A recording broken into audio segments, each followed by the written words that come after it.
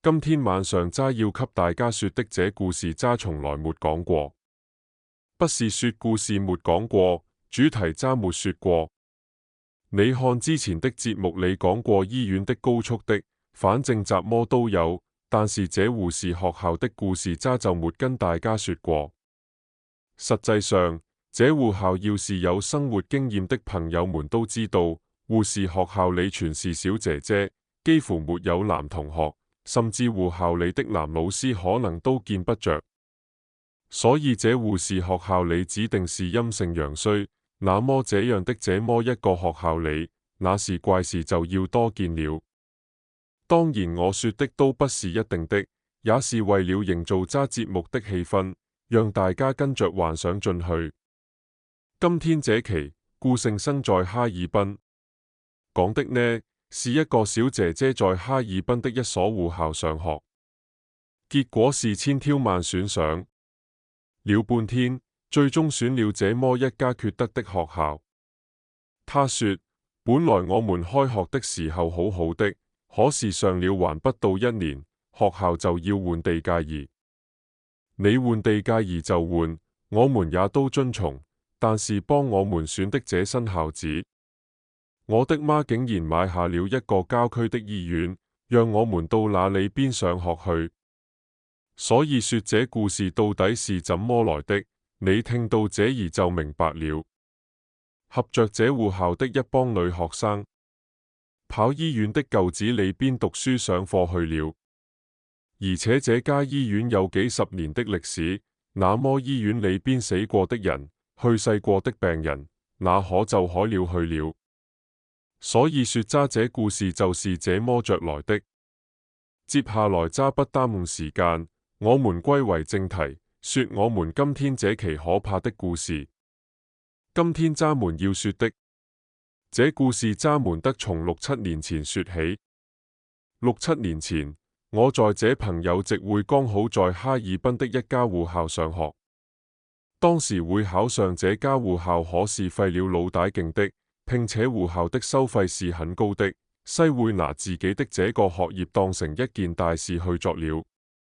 可是西會說說我可能被騙了，可能我們全校同學都被忽悠了，因為剛剛上了學還沒幾個月，學校就要動遷，動遷就動遷，選擇了一個我們哈爾濱特別靠邊上的這麼一座醫院當校舍。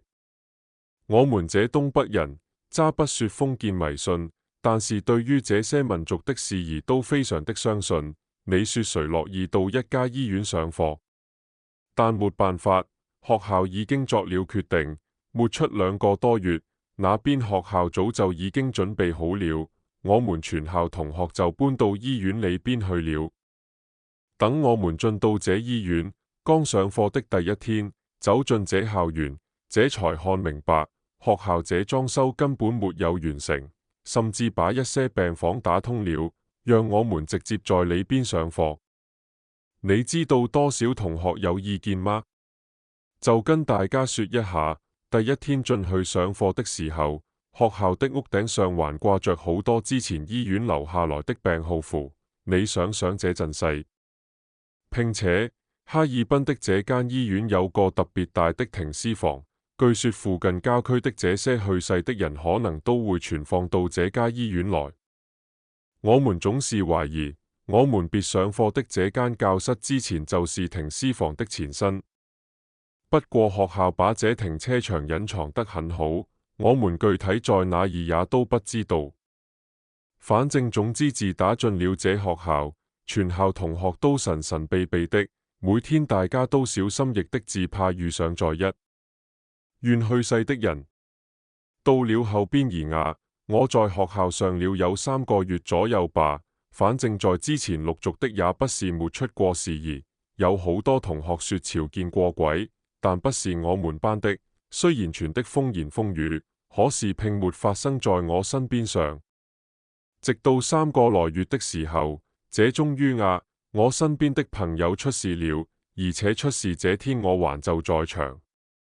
出完事之後，不但把他給嚇着了，弄得我都回家找我爸媽，我想轉學，但我爸告訴我說轉耍學詐了。這小姑娘怎麼這麼迷信呢？醫院你怕啥？醫院怎麼會有鬼呢？以後你就是學這專業的。把我一頓臭數了，我也沒招沒招的，但是出的這件事兒實在是太嚇人了。這件事渣得從3個多月前的一天下午開始說起。這天下午啊，沒習麼課，我們幾個人躲在教室裏邊兒玩兒遊戲。平時跟我玩的特別來的一個閨蜜忽然間拉着我去洗手間，但是當時我遊戲打得入迷，我根本去不了洗手間。我說你自己去吧，她也沒當回事，站起來自己挺不高興的奔着洗手間就去了。結果她去了洗手間，還沒一會兒了，我們就聽到這樓道裏邊尖叫的聲音，而且這聲音一分辨，明顯就是她的聲音。這個我們才放下手裏的遊戲，衝到樓道裏邊去。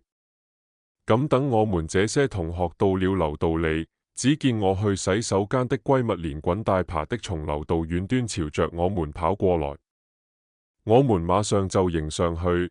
可是迎上去之後，發現這時候她好像已經嚇壞了，嘴裏邊說話語無倫次，講出來的東西正常人根本就聽不懂。那你知道她當時跟我們說得有多嚇人嗎？她說：我剛才正在洗手間裏邊方便的時候，我忽然間聽見洗手間有人喊我的名字。然後我仔細的找嚟，我說怎麼會有男人的聲音啊？找了半天，我才發現這聲音好像是從暖氣管的位置傳來的。我就偷着跑到暖氣管的位置去聽，結果我靠近暖氣管的時候，我就清晰的聽到一個男的聲音很粗，在暖氣管子裏邊喊着我的名字。這因為當時在場的全是女生，沒有男孩子，也就是說我們根本沒有精神支柱。頓時這在場的4、5個女孩全被她給嚇壞了。我們扶着她回到班裏邊，她一直在重複剛剛廁所遇到的那個男人的聲音。我們實在是沒辦法，乾脆就把她扶回了宿舍。到了宿舍裏，可能也就過了1個來小時，他就躺在床上開始抽搐下來，抽得特別嚴重。我長這麼大是第一次見着人家抽風，楊國峰抽起來之後，我就感覺他馬上要死了一樣。這件事兒哪會兒嚇得我是真把我給嚇壞了。就在這件事兒出完之後，晚上7點不到的時候，他父母就來了，把他接回了家裏。之後他發生了什麼事我們不知道，等我再次見到我這閨蜜的時候，已經是又過了1個多月以後了。1個多月之後，閨蜜又上學了。在這之間，我們倆通過幾次電話，在電話中感覺她沒什麼事情。我問她好些了嗎？她說好些了。還怕嗎？不怕了。所以我也沒當什麼回事兒。但是等她再次從家裏回到學校上課的時候，我在操場邊上，手裏邊拿着一本小說，我正在那兒看小說，看得入神。忽然間，我感覺有人敲我後背，回過頭一看，就是我之前要好的那個閨蜜。她敲完我之後，人站在我背後，2個眼睛凝視着我，那種眼神語言沒法形容，總之讓人看完之後渾身起雞皮疙瘩。正當我要問她你乾嗎？我這話還沒說出一半來了，這女孩就拿手指着操場另外一個邊兒上說：你看就是她，就是她那天在暖氣管喊的我名字。她一直跟着我，不知道她要找我幹什麼。她說她也是這間醫院裏邊的，而且她哪兒都去不了，她只能在這間醫院待着。那我說你為什麼能跟到我家裏來？他說：他只能跟着我。我當時嚇壞了，朝着他指的方向朝過去，但是那雜麼都沒有。他指的方向是一片綠草地，草地上完全是空的，連個設備都沒有擺放過。我再次轉過頭問他：姐姐，你別嚇我啊，哪有人呢？他面無表情，手再次朝着那方向指去。他說：你瞧不到嗎？他就在草坪邊上蹲在那兒抽煙了。就他再次給我指過去，我朝着那地兒還是天真的傻傻的，又看了好半天，我還刻意的揉了揉眼，真的沒有人呢。這回我可壞了，本來他最近就不對勁兒，再加上他說的這事太恐怖了，當時嚇得我看起來我雜麼都顧不了，朝着人最多的地兒就跑過去。多虧那邊有一堆我的同學，馬上我就拉住我另外一個好朋友的手，我就告訴他說：你看，那誰怎麼了？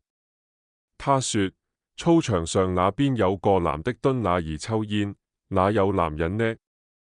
你們看得見嗎？